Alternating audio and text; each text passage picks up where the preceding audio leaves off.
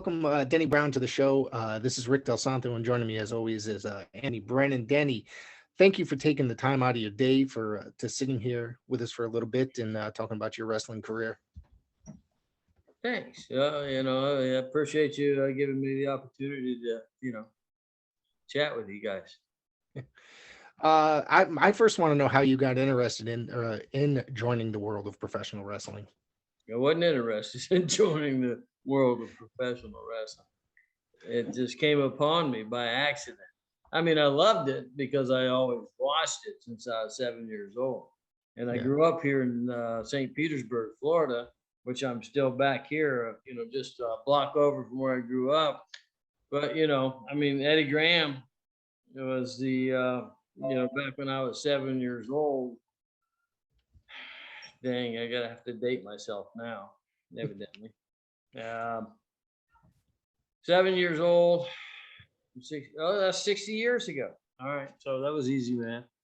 That we used to watch professional wrestling here in Florida on Sunday afternoon after church, 1 p.m. Channel 13, because we only had 8, 10, and 13 back in those days. There was no cable. So, I was always enthused, and Eddie Graham was, to me, the biggest and greatest wrestler. He was a god, and all of our opinions back in those days, and everybody was inspired to be that. I grew up here in St. Pete, and I had my grandmother lived in one house. We lived in the house next door to her. And my cousin lived next door to us, and my aunt had 3 kids. One of them was a girl who was the youngest, then my cousin Alan and my cousin Eddie. Well, every time a commercial would come on, my cousin Eddie, who was at 12 years old, was 6'3", 200 pounds, became Eddie Graham. So he'd whip our ass every time a commercial would come on. So, that's how I grew up. I grew up watching Eddie Graham and Sam Steamboat and Jose Lothario and all those guys back in those days. And I went all the way up to, when I was 12 years old. We used to go to the old, not the Sportatorium, but with Fort Hesterly Homer Armory. We always loved. We used to do it. It was every Tuesday night. We'd go down and on the way back, we'd catch the White Castle and get our 32-cent cheeseburgers that were, next to nothing to be able to get a cheeseburger back in those days. And that's what I watched, and I was always excited about it and always loved it. But, as far as, going back and wanting to become a wrestler, wasn't never my intention to become a wrestler professionally anyway, because I was too small, short. Wrestling fans, promoters, wrestlers, and anyone who enjoys pro wrestling now have something new to be excited about. The Wrestling Fans International Association, the WFIA, is back. WFIA is an association that exists to promote, grow, and support professional wrestling throughout the world. Membership is free. Your membership includes a free digital bi-monthly publication of the Wrestling Fan News newsletter, association updates, voting privileges, and much more. Please go to thewfia.org, that's THEWFIA.org, and become a member today. I guess, how did you hook up with Rick Connors and actually end up in the business? Well, I told him about that 100 times. Rick Connors was, I'll go through the long aspect of it if you want me to. I was in the Navy when after high school, Navy, and I was a ship fitter, welder, and everything. Did all, just a welder, pipe fitter, carpenter, everything that the Navy had to offer. Firefighter.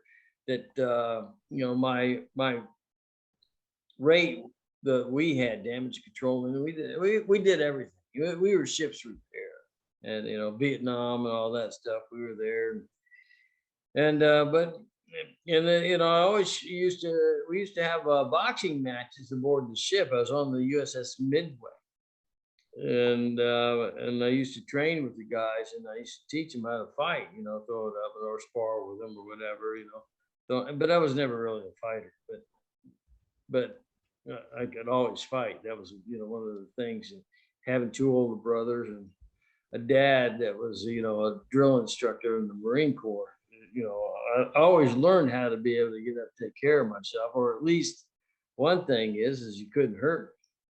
But so getting into the other aspect of it is, you know, once I got out of the Navy, you know, being a ship fitter, you know, understanding how to weld and, you know, put things together and all that, as far as, you know, I fish today, you know, in the aspects of, you know, I don't do it on the steel boat like I did back then, but being a ship fitter, I learned to weld. So I went to welding school here in St. Petersburg at the Botech Center for a couple of years to get certified. After I got certified, I, you know, was trying to find a job. There just truly at that point in time, there wasn't that many jobs anywhere. So I called my uncle, who was in the, you know, and always had been in the area of, he was an operating engineer. So he was, you know, heavy equipment operator, but he knew all the trades because that's what he did for his whole entire life. Yeah, you know, he ran the cranes and all that, but, you know, so after I finished school here, there was no place to really go. So I called him and he said, well, come up here because, you know, in Knoxville. And so I went to Knoxville, Tennessee, you know, certified under, you know, from a school that was a Botech school down here in Florida. So when I got to Knoxville, they told me, well, you got to be certified again. So I had to go through all their certifications all the way up to 1-inch steel, unlimited welding. So I did. So then my uncle says, well, here's the union guy, you know, the boss. He says, give them a call, and you know, because you can go to work for them over there on the you know, whatever they're doing, Tennessee Valley Authority back in those days. They were doing a bunch of different things. And so I gave the guy a call and I was talking to him. And the guy goes, you're not from around here, are you? I said, no, I'm not. He goes, where are you from, New York? And I said, no, I'm not. I said, I'm from Florida, but that's still not from here. I went, yeah, you're right. I'm not from up there. I won't say what I was thinking. But, you know, so he goes, well, we can't hire him. And I said, oh, really? That's why I came up here. So my uncle being in the unions up there with all the guys, because there's a lot of different work going on and a lot of different lines and stuff like that. He says, well, you know, he says, why don't you go into wrestling? I did the same thing you just did. There's my eyebrows. And I went, really? Yeah. So I'm, you know, I'm thinking, well, that's probably not a good idea. I'm only like 5'8", you know, 160 pounds. And you want me to go into what? Wrestling? So I said, well, I don't know about that. I said, you know. He goes, well, I'll tell you what I'll do. He says, I know a guy that, a friend of mine that wrestled a little bit, and he was a millwright, which is a sheet metal worker and all that. And he was trained by this guy named Rick Connors. And so he said, I'll get a hold of him and see if I can't get a phone number. So he did. He got a hold of him and he says, well, I don't really have his phone number, but I got a place where he hangs out.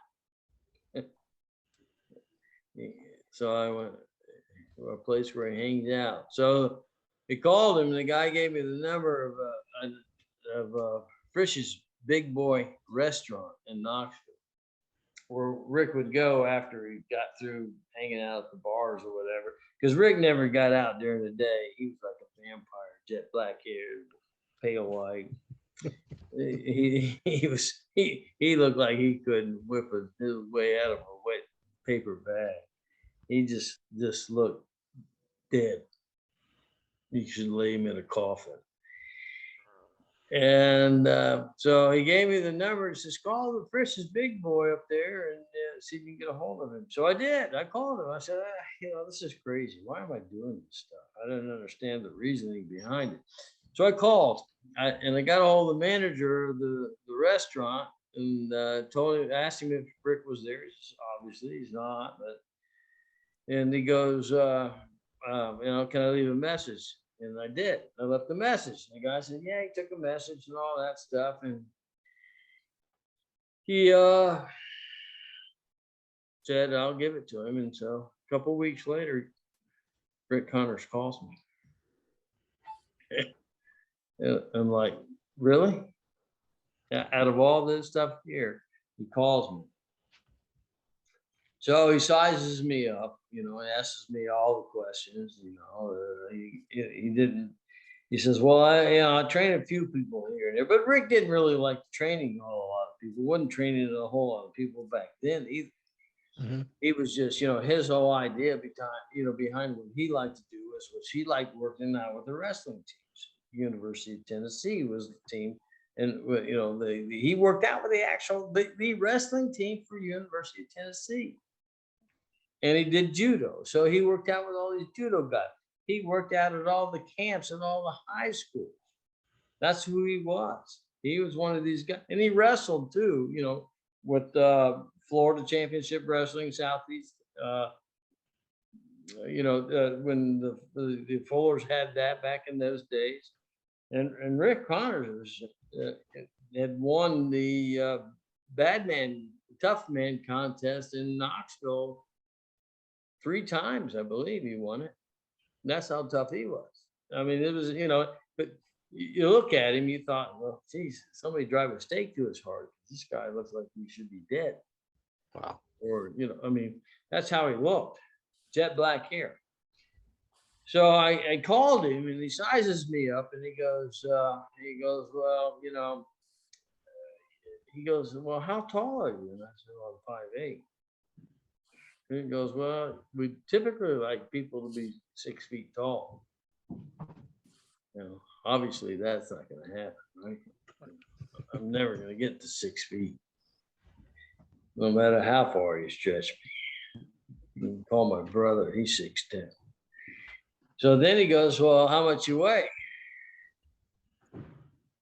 He goes, well, I'd say, well, I'm 165 pounds. He goes,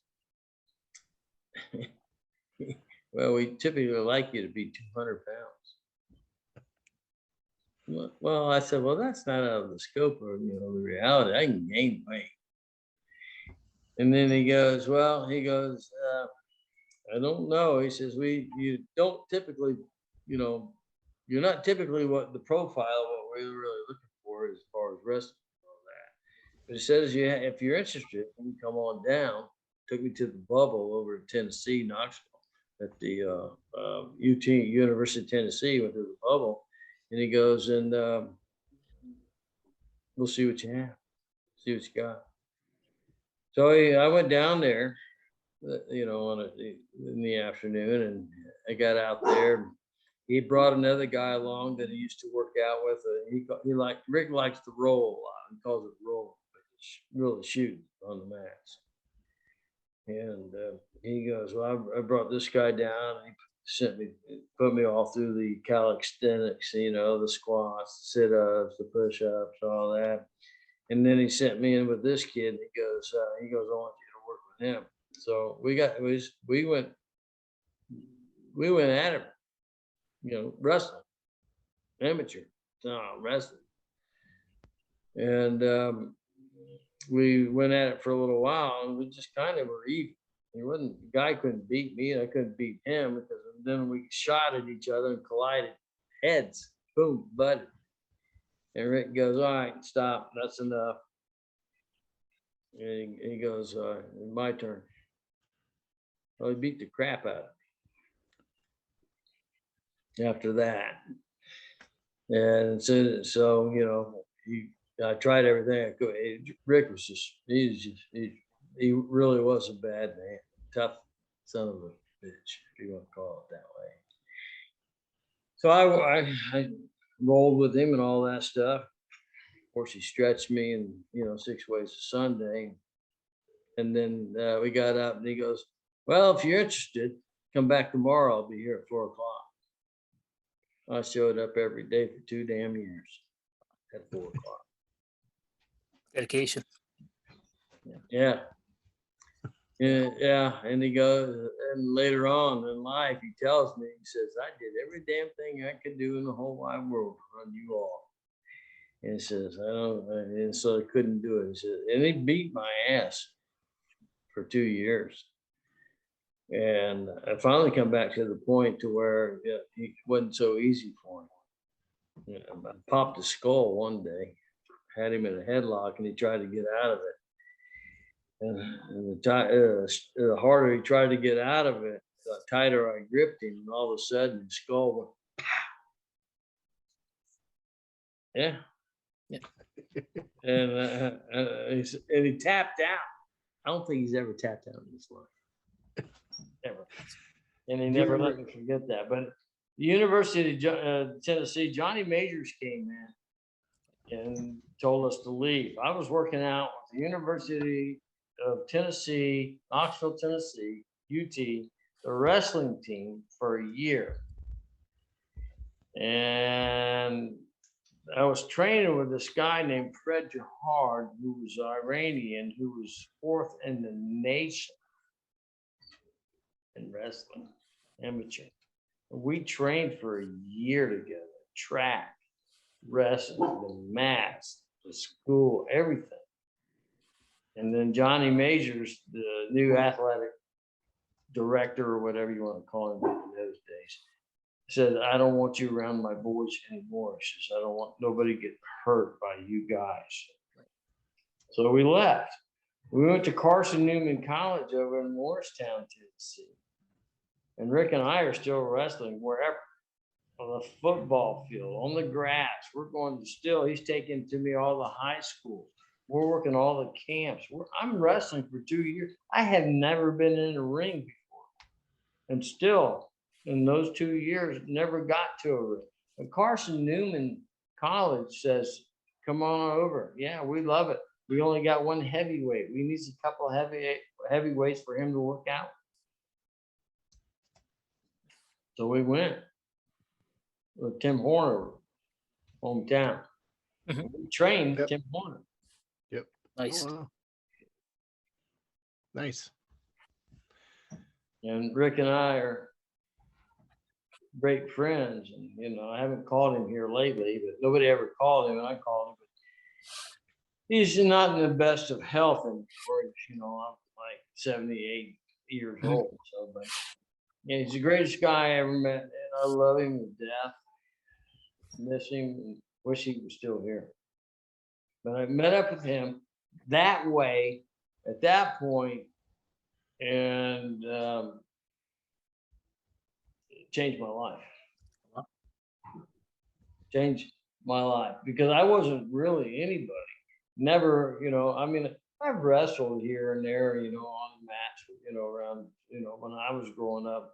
And everybody beat me up in this damn neighborhood. I'm still here in the neighborhood that I grew up in back when I was 12 years old. And then everybody beat me up because everybody was older. Everybody was bigger. My brothers beat me up. And, you know, Rick says, I tried to run you off. I said, well, hell. I said, that's all you got. Everybody else has beat me up. You think I'm going to quit just because you beat me up once or twice? Nice. That's a true story. Available on all streaming platforms. It's professional wrestling's greatest, largest, privately owned wrestling library. All the classic hits, flips, slams, and pins of yesteryear are on one place. It's Ultimate Classic Wrestling. Check out the Nature Boy Ric Flair, Hulk Hogan, Mr. USA Tony Atlas, Tito Santana, Rick Martel, a who's who of professional wrestling's greatest spotlight stars ever to grace the squared circle, all in one place. Grab the best seat in the house for memories and mayhem on Ultimate Classic Wrestling.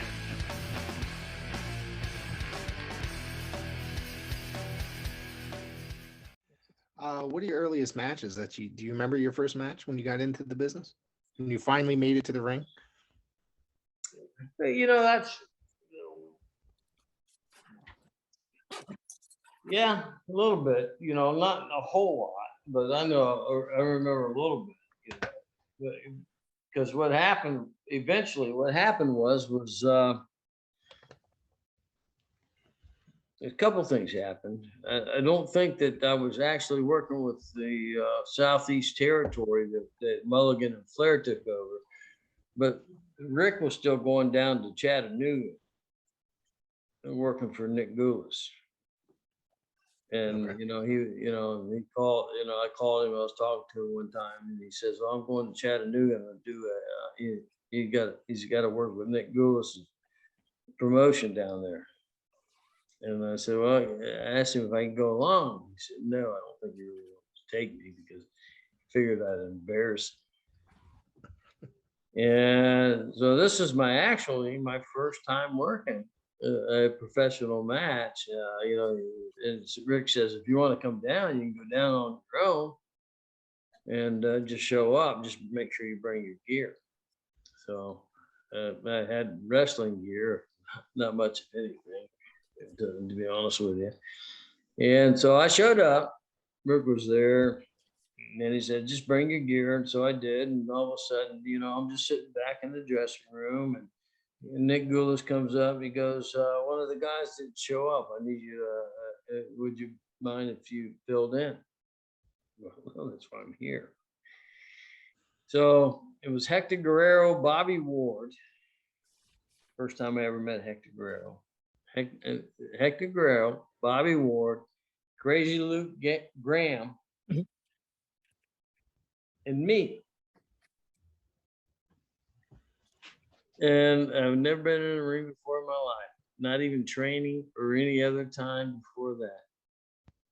And we tore the house down. We did. Really? Yeah. Yeah. And Nick Goulas comes back, and he's on my shoulder. He's hanging on. He's hugging me. And he's calling me my boys. My boys. He's got that funny talk about him and all that. And I figured I was in at that point. And well, evidently I wasn't, because they started sending me in to do. I went down and started doing TV down there. That didn't go so well. I worked with Bobby Eaton and Wayne Ferris was the honky tonk man. Yep. Boy, they stomped.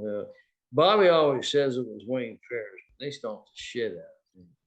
I had bruises on my back like you wouldn't believe. But I went to that, and I went to that point of it, and then I started. Rick was going down to Atlanta, and of course I had to start going down on my own, and started doing TV down there. Did a couple matches. I think one of them was me and the Canolo, not the Don Canolo, but Keith Larson. Okay. He and I tagged up, and I think it was what's the Hawaiian guy? Anthony, you know what he's referring to? Ricky Steamboat, maybe, or No, Rick Stevens in here. I Okay. grew up down the street. yeah, no, I can't think of it. The guy that did the Superfly thing. Snooker? Yeah, Jimmy Jimmy Snuka and the other guy, Terry Gordy. Oh, okay, yep. Tagged up. Yes, they did. Yep. And all that. Yeah. Terry Gordy, Ricky, and Snuka. And then that's the first time I ever met Wally, Keith Larson, however you want to call him out. And so I did that. And then, and I'm in shape because I've been working out for 2 years on the mats. I haven't been in the ring yet until I started doing the thing, with the first thing in Chattanooga. And then the other thing with Keith Larson. I'd never been in a ring, never touched a ring, never saw a ring, didn't even know how to bounce off the ropes. And then I had to go out, and I went down again, and they put me out there with the superstar, Bill Eadie. And and here, I'm like, I'm a live wire. So I go out there and work with Bill Eadie on TV in Atlanta Superstation.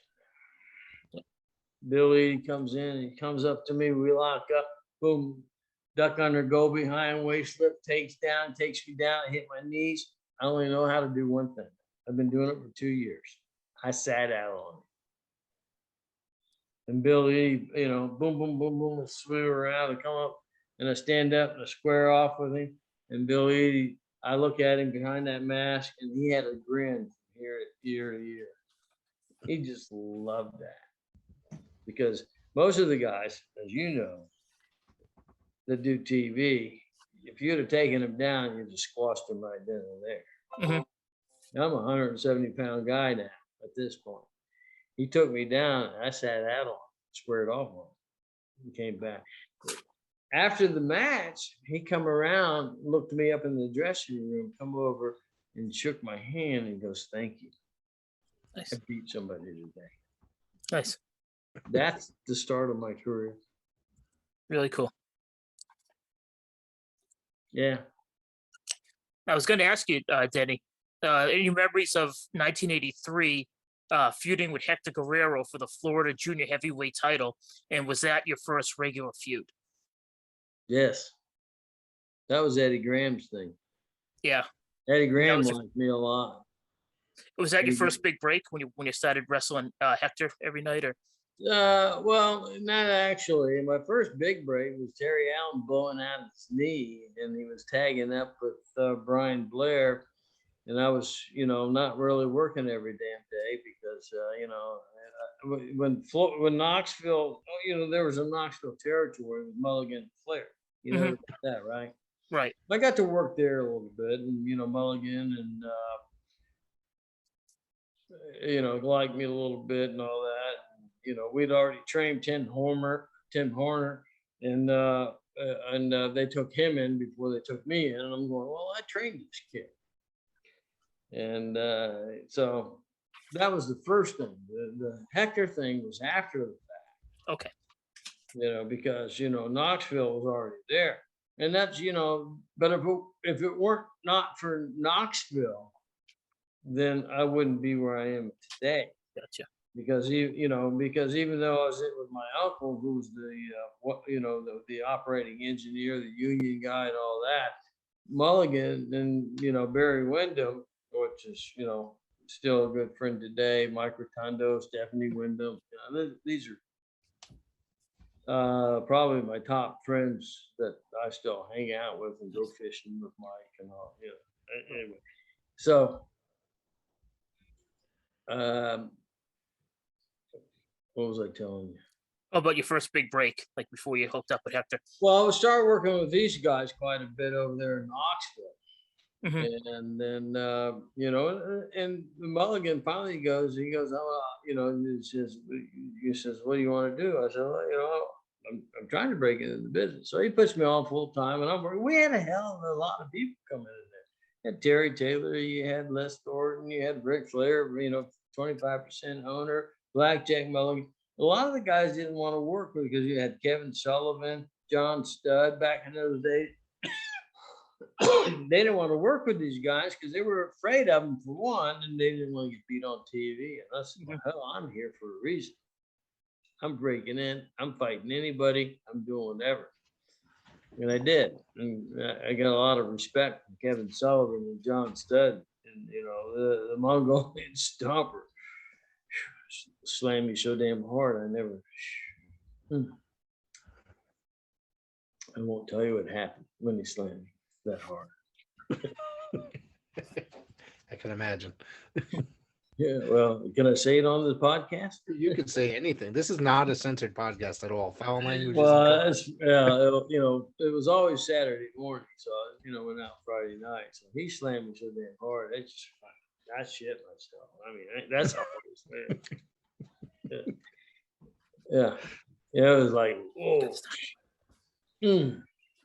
Yeah. So, but yeah, Rick Connors was a hell of a guy. If you should, this guy was the most amazing guy in the whole wide world to me, because you know what, he was not only I've got off of where you were at, but there was a phenomenal guy. I mean, he had respect from guys like Carl Gotch. He would had respect. Carl. You know who Carl Gotch is? Absolutely. Yes, I do. Yeah, I understand who that is. Yep. Yeah, yeah. Well, Carl Gotch even respected this guy. Randy Graham respected this guy. Everybody respected this guy because this guy could fight you and would fight you. Even one of I don't know which floor it was, whether it was Robert or the other Ron or whatever. One of them pissed him off one day, in a match, and Rick took him down and locked him up. And the guy goes, whatever floor it was, goes, let me go. He goes, no, we'll let him back up. And those guys were like 6'6", 6'8". They were like giants, the Fuller brothers. Yeah, yeah. But Rick Connors was a different guy. If you hit him 2 or 3 times, and you hurt him, he's gonna grab a hold of you. And he goes, if I got my hand on you, they got a hold of you, I'm gonna hurt you, regardless of what you just did to me. Mm-hmm. This is the stuff that I learned from this guy. Right. If you want to fight, well, all right, well, let's fight. If you can knock me down, you can beat me up. But if I got a hand on you and if I can hurt you, I will. And that's what he taught me. Not that I could hurt everybody, because everybody was 300 pounds. I couldn't hurt nobody at 300 pounds. But that was the mentality in the head. And all I wanted to go in was learn how to work with everybody. And he taught me how to, incorporate a wrestling style that I could put into a professional wrestling, and also use an amateur style that he gave me. Read about the Northern Wrestling Federation in the book presented by Russellville.com, The Pro Wrestling Vault, Volume 2. Hear the story of Roger Ruffin, the man who trained Carl Anderson, the Monster Abyss, Jordan Clearwater, Chris Harris, and Jillian Hall. Plus 45 other short stories, including Jazz, Bobby Eaton, Kamala, Thunder Rosa, Mario Mancini, Scott Casey, PJ Black, Kerry Morton, Sal Renaro, Jeremiah Plunkett, Colby Carino, Bam Bam Malone, and many others. Get your book today at Russellville.com. Russellville, it's where wrestling lives.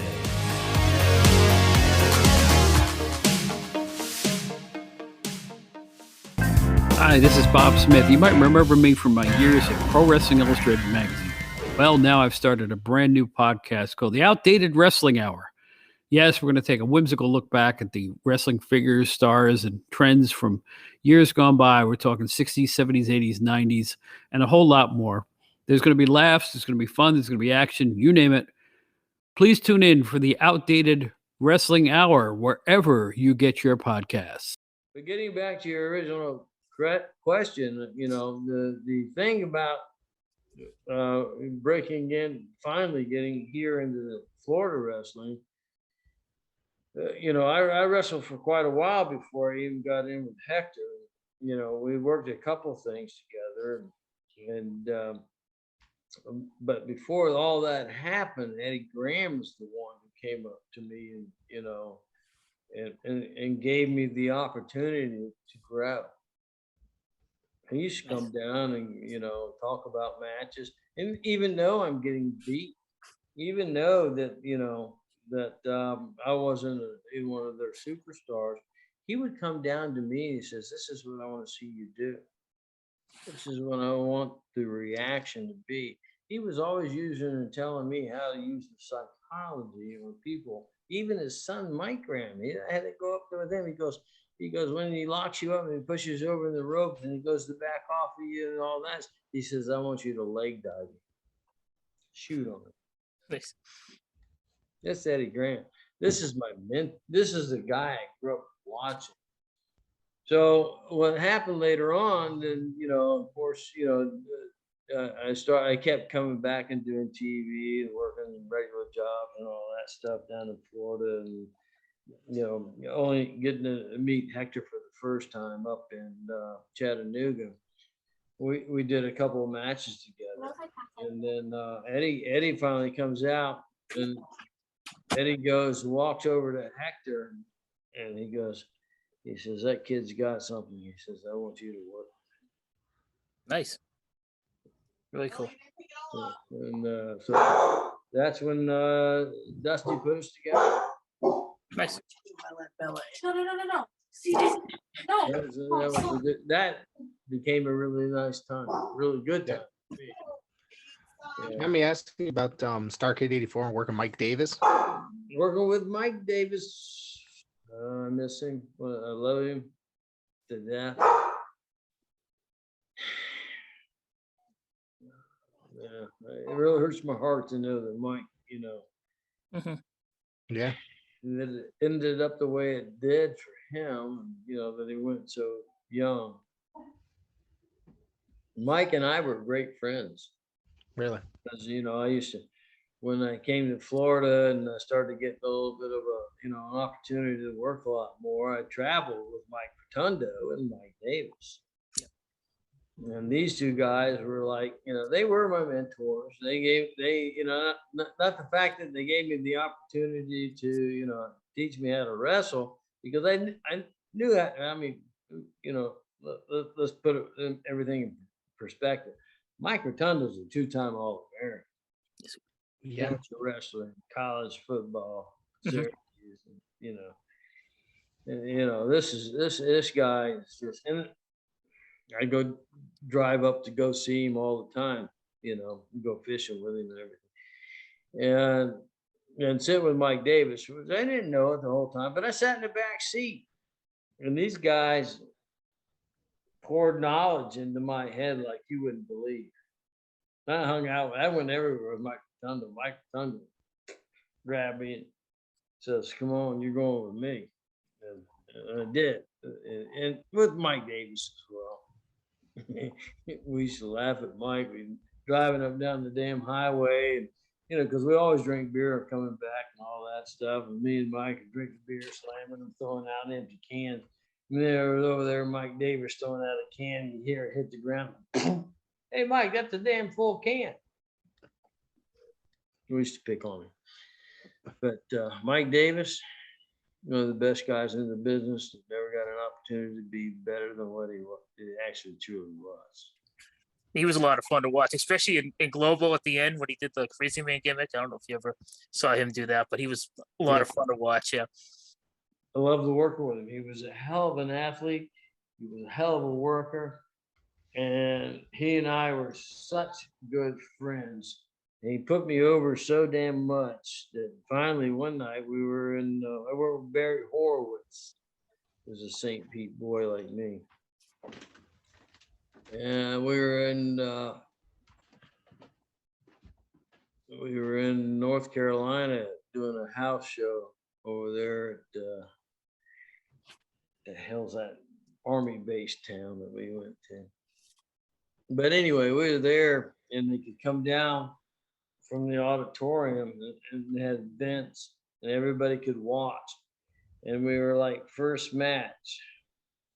And everybody was watching. Dusty was watching. Manny, Mike was there. Everybody was watching the match with Barry Horowitz. And it was such a great match, first match. And I come back in, everybody comes back, and they look over at me, and they're like, Dusty's grinning from ear to ear and all that. And Mike goes, somebody's going to get a hold of you. They're going to make you strong. That's Mike Davis. That's my friend. And that was my brother. And working with him was, obviously working to the point to where he got Starcade 84 to where, I did the promos. One of my only promo that was good, because I can't talk worth of crap. I did a promo that day that brought Dusty out of his room. I said, this is one of the greatest things that could ever happen to me. And having this opportunity to work with what they call the teacher and the student. And I said, on this night, this is the night you're coming to my graduation. Wow. And it was that was your first title, wasn't it? The NWA Junior It Heavyweight was title. the Starcade 84. Yeah, that was my first title shot. And Mike, he was ecstatic that was him to go out there and work with me. He wanted to do that so bad. Oh wow. He was really, that's who Mike Davis was. And not only being a good friend and a brother, just one hell of an athlete, one hell of a talent, one hell of a person, family man, whatever you want, Mike Davis is just, I could never say enough good things about the guy. And it was sad to see the fact that it is Mike left us so early. I always liked him. I liked him and Tommy Lane as the RPMs. Like, they were a great tag team, I thought. I worked with him, me and him, and they did a tag match one night. What's that? Sam Houston? Was it Sam Houston you teamed with? No. Jeez, I see his face, but I can't remember the name. Tanaka? Was it Pat Tanaka maybe? Oh, freaking Pat. You want to go on a whole new decade? Never go Pat and Tanaka. Buzz Tyler. Oh, okay. Buzz Tyler. Oh yeah. Yep. I love Pat. I remember sitting there in Florida, when I was first breaking in and all that, and Pat wanted to break in. I almost cried for him because Hiro Matsuda beat the crap out of him one day in front of us out. And Hiro had his legs up underneath his arms, making him do push-ups. And every time Pat would stop, he'd kick him in the gut. I mean, this kid was crying. And I thought, gee. But one day we were in there, and Duke, his father, Duke Yamamoto, walks up. Me and Pat are standing. We were good friends. We're standing together in the dressing room over there at the sportatorium over here. And his dad walks up, got a big old cigar, always grinning, and he looks over at Pat and he goes, I should have jacked that. And I went, wow. Your father doesn't even like you. And it was fun. Well, evidently, everybody did. Nobody else heard it, but I know your dad tells you. Yeah, Pat was something. He's a good guy. He was a hell of a. He could have been great in this business, but he just was not. Gotcha. Let's see. What about working with Ric Flair on TBS? You had quite the match on TBS with Flair. My better match was, I did. Was that TBS? Yes, Yeah. I remember it clearly. Yeah, it's one of my favorite match of yours. That made me a huge Denny Brown fan, that match. So Was the one over in Greens? You got the one in what is it? I worked with Flair down here when he first came into Florida, when I first started wrestling here, and Eddie Graham and all that. And I didn't know Flair that much or that well, but I knew who he was. I mean, he's world champion, and I'm nobody. And and I put him over, because he was coming down here to be Ric Flair, the world heavyweight champion. And Eddie Graham came out and goes, damn, he said, he put Flair over. Because he's shooting me into, across the ring into the turnbuckle. bam, I'd hit them things. I'd come out 10 feet, bam, I'd hit flat on my face, pop up.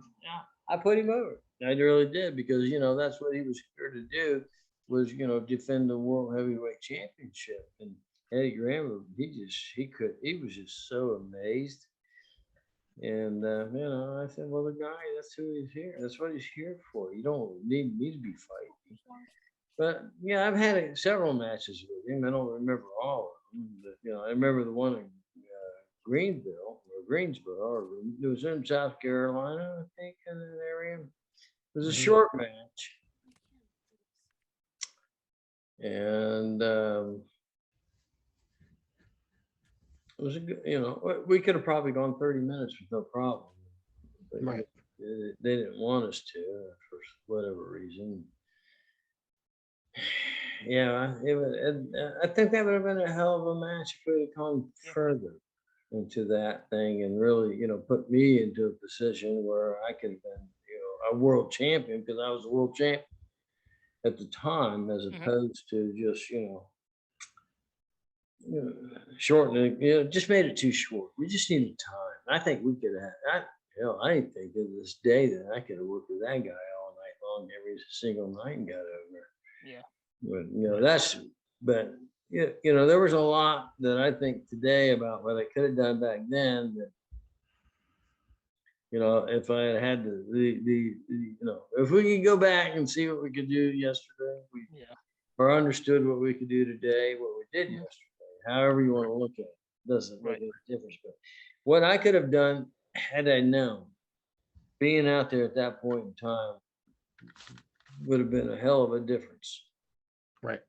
And at that point in time, with working with Flair, and because I mean, it was easy.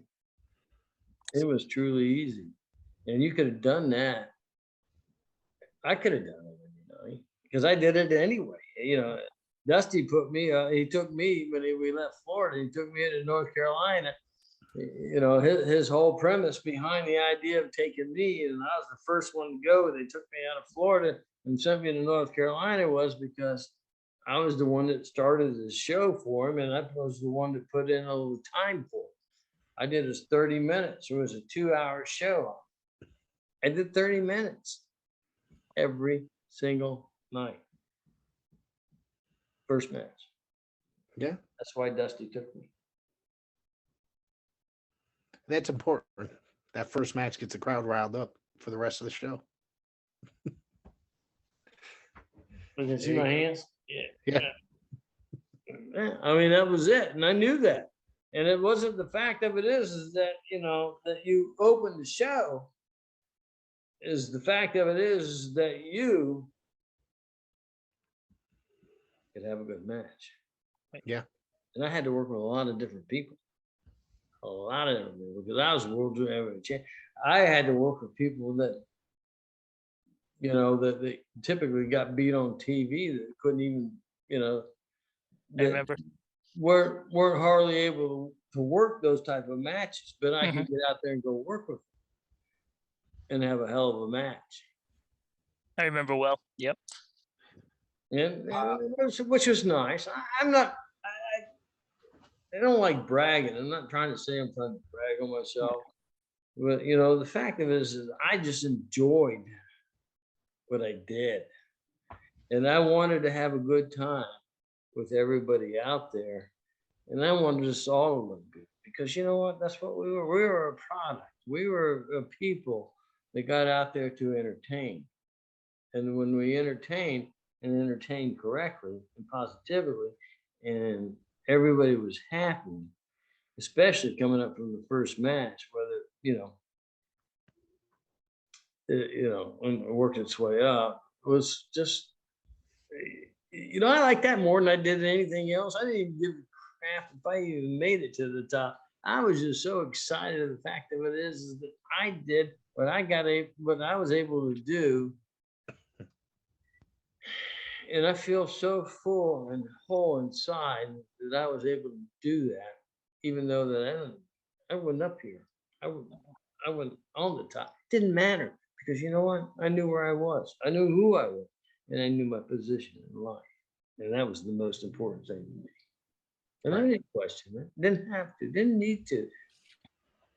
Wrestling fans, promoters, wrestlers, and anyone who enjoys pro wrestling now have something new to be excited about. The Wrestling Fans International Association, the WFIA, is back. WFIA is an association that exists to promote, grow, and support professional wrestling throughout the world. Membership is free. Your membership includes a free digital bi-monthly publication of the Wrestling Fan News newsletter, association updates, voting privileges, and much more. Please go to thewfia.org, that's THEWFIA.org, and become a member today. And yeah, it was great to work with Timmy because, you know, I knew him, I trained him, you know, Rick trained him, we trained him. And, you know, and all of a sudden he gets off and he goes, he's just a bigger kid than I was, and they liked him. And, you know, he was a good worker. You know, obviously he became a, you know,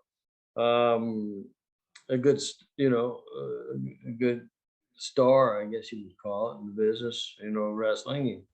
Yeah. Came back to Charlotte. And you know, down there he did real well. You know, that's back in the days with Arn Anderson down there and all those other guys, and where I became good friends with Arn Anderson back in that day.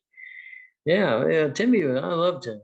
You know, I haven't seen him in a while. I saw him a couple of years ago up in New Jersey. He did his autograph signing. First time I've seen him in a lot of years. Let's see. You also wrestled Mr. Electricity, Steven Regal, at one point. Oh, Yeah. Do you remember that? yeah, oh yeah. Yeah. What was that like with working with him? I think that he was. This is a guy, to me, he doesn't get enough credit in the modern era by anybody. Well, yeah, because I think he only worked in one territory up there. You know, had a lot of credit. I mean, a hell of one of the greatest guys. He lives down in Miami. Okay. One of the hell of a worker. Great guy, all that. I think he expected more out of where, you know, when he came here to or there to Charlotte. I think he expected more out of them because he was with Jimmy Garvin. Yeah. It wasn't the fact of it. It was that he was working with me or the matches and everything. I don't think he enjoyed the. I think he was disappointed in the way that they handled it. Yeah. I think that's the business that happens kind of. You know, in those situations, you know, I worked with him and I had a great time with him, had great matches with him. But Jimmy Garvin, you know, because that's what, you know, he was teaming up with back in that day up there in the Midwest. What do you call it? Yeah, the AWA, they teamed up. Yeah. For Vern Gagne. And they had a heck of a run. And I don't think that they got the desire, you know, run that he was really looking for down here. You don't think they put him over, or that we had there. I don't know. He just didn't like what was going on with the way that they handled the situation with him. It wasn't me.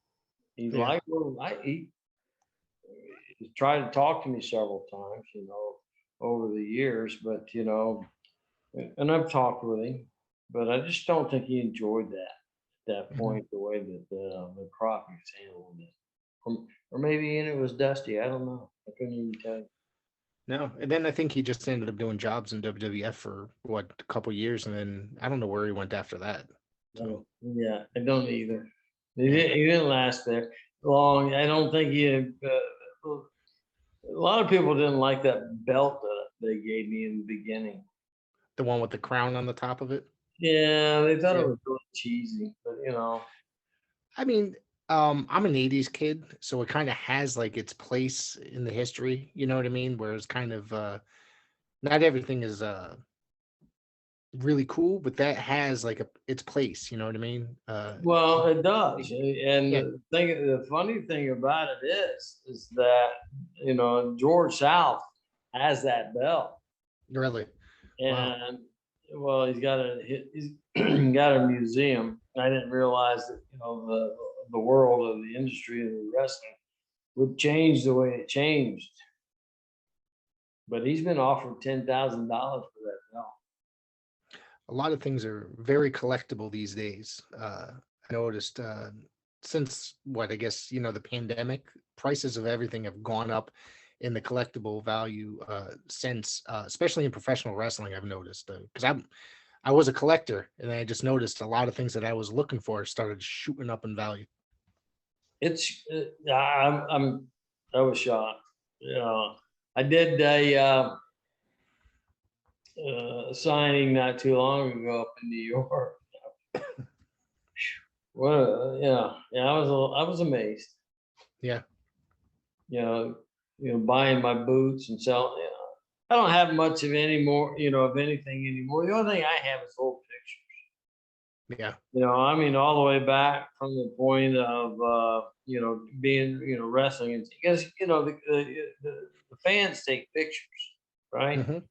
And I've got a ton of really nice pictures that are just your normal little 3x5s that that really depict a lot of the stuff that we did, even though it wasn't in the ring, but it's outside of the ring, outside of the auditorium or the sportatorium or any of the other aspects of